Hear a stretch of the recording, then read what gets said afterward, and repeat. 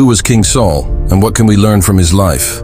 The name Saul, from the Hebrew word pronounced Shaul, means asked. Saul was the son of Kish from the tribe of Benjamin. Saul came from a wealthy family, 1 Samuel 9:1, and was tall, dark, and handsome in appearance. Scripture states that there was not a man among the sons of Israel more handsome than he, being taller than any of the people from his shoulder and upward, 1 Samuel 9:2. He was God's chosen one to lead the scattered nation of Israel, a collection of tribes that did not have a central leader other than God and no formal government. In times of trouble, leaders would arise, but never consolidated the power of the 12 tribes into one nation. Years before Saul's rule, Samuel the prophet was Israel's religious leader, but not a king. In fact, Israel was loosely ruled by judges who presided over domestic squabbles, 1 Samuel 8. They were not, however, equipped to rule in times of war.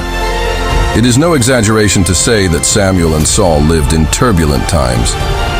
The Philistines were Israel's sworn enemies, and war broke out between the two on a fairly regular basis, 1 Samuel 4. Because of the constant threat of war and a desire to be like the surrounding nations, the people pressed Samuel to appoint a king to rule over them, 1 Samuel 8:5.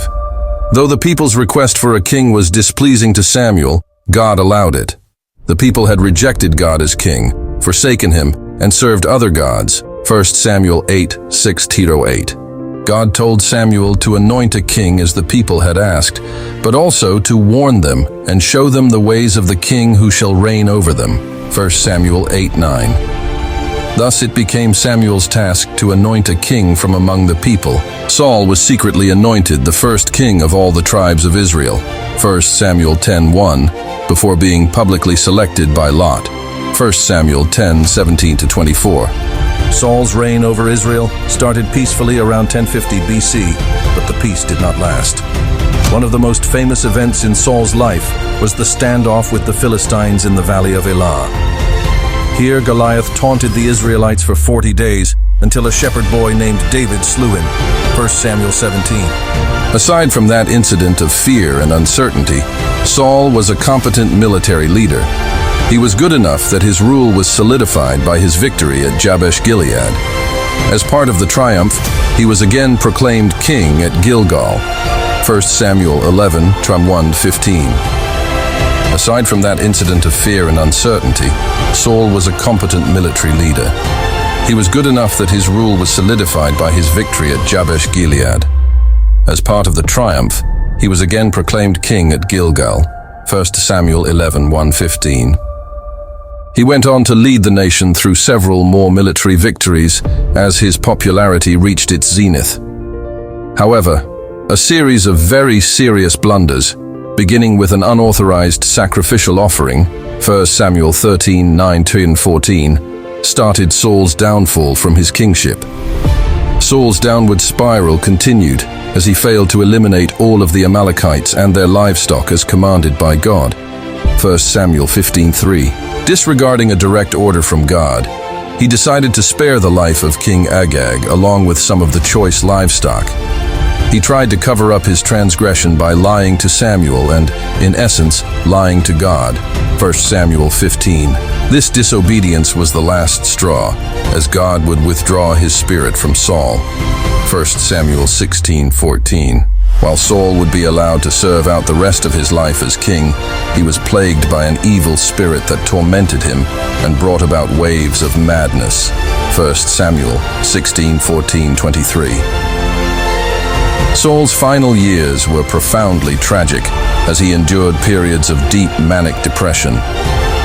However, it was a young man brought into the king's court named David who became the soothing influence on the troubled king by playing music that temporarily restored the king's sanity. The final years of King Saul's life brought a general decline in his service to the nation and in his personal fortunes. He spent much time, energy, and expense trying to kill David rather than consolidating the gains of his earlier victories. And because of this, the Philistines sensed an opening for a major victory over Israel. After Samuel's death, the Philistine army gathered against Israel. Saul was terrified and tried to inquire of the Lord, but received no answer through the Urim or the prophets.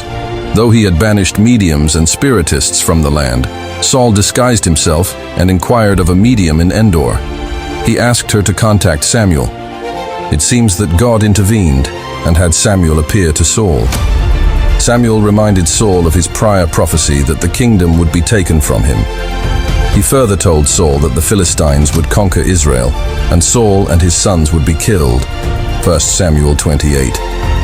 The Philistines did indeed rout Israel and kill Saul's sons, including Jonathon.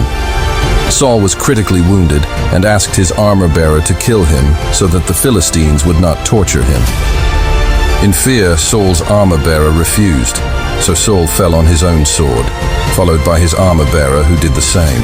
King Saul would have had no shortage of wise counsel available to him. By ignoring God and his wise counsel, Saul allowed the spiritual health of his people to deteriorate further, alienating them from God